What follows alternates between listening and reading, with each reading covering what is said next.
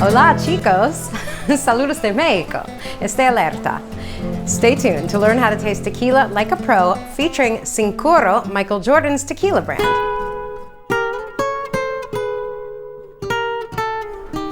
Welcome back to Divino Wine School. In a twist on the usual, today we're talking tequila, specifically Cincoro Blanco, Michael Jordan's new tequila label that came out just in time to sip while watching the Netflix documentary The Last Dance, which is all about the Chicago Bulls season of 1997 to 1998. I'm not what you would call a sports fan, except for soccer, and I think we all know what that's about.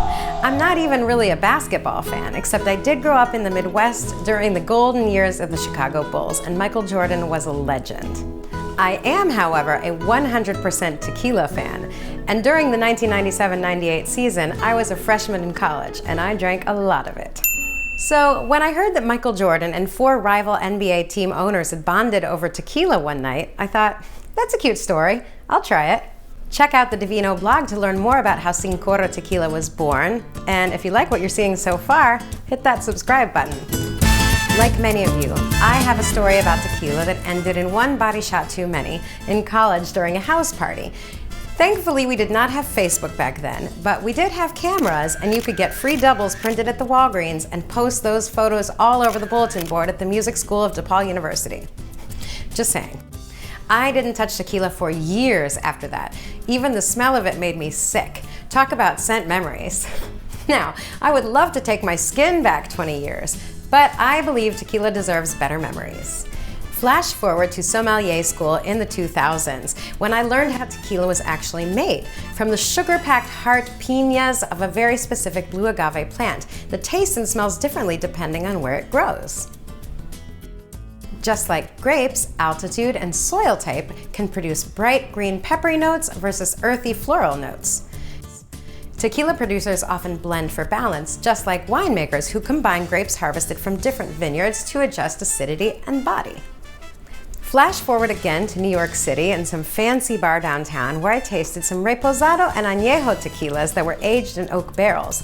They were served in little snifter glasses like cognac, and they smelled like spices and caramel and honey, and on the palate they were silky and smooth, like amazing. Nothing like those harsh and regretful tequilas from my college days.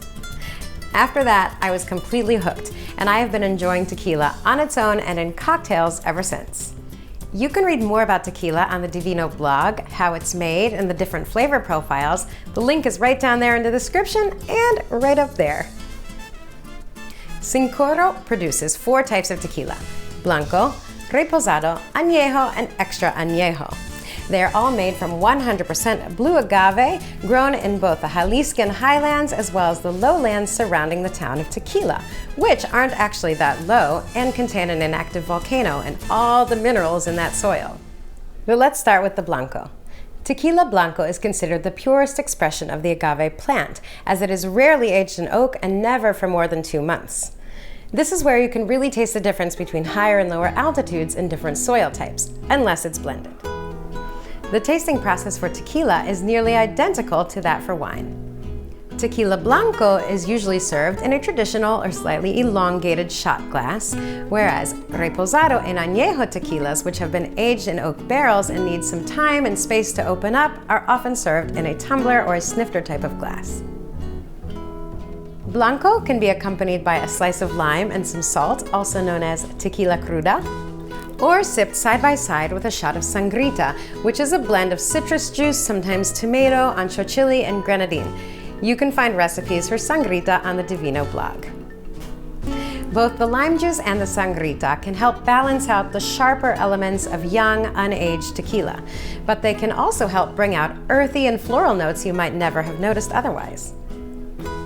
Start with your eyes. Tequila Blanco is usually clear because it is young, unaged, and rarely in oak barrels.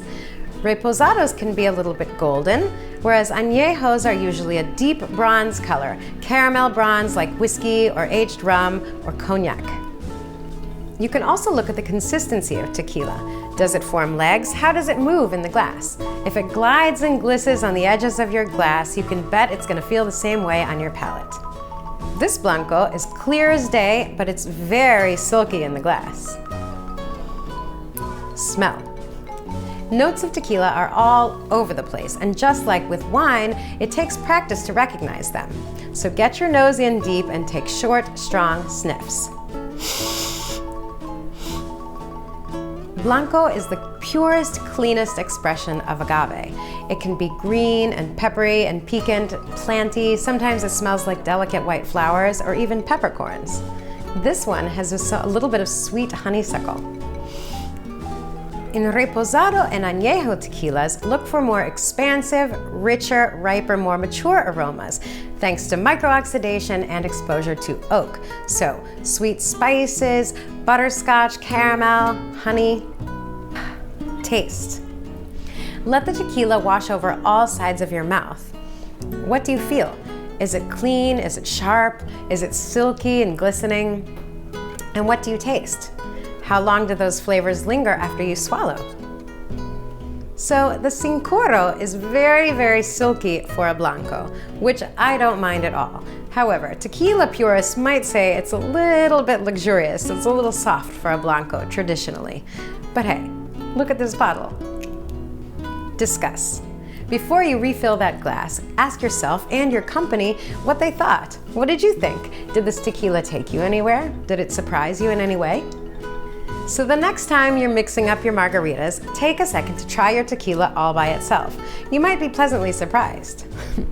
Let me know in the comments how your tequila tasting went, what you tasted, and if you dare, share an embarrassing tequila story with me. I know you have one. And if you enjoyed this video, subscribe to see more. Salud and cheers. Salud and cheers again.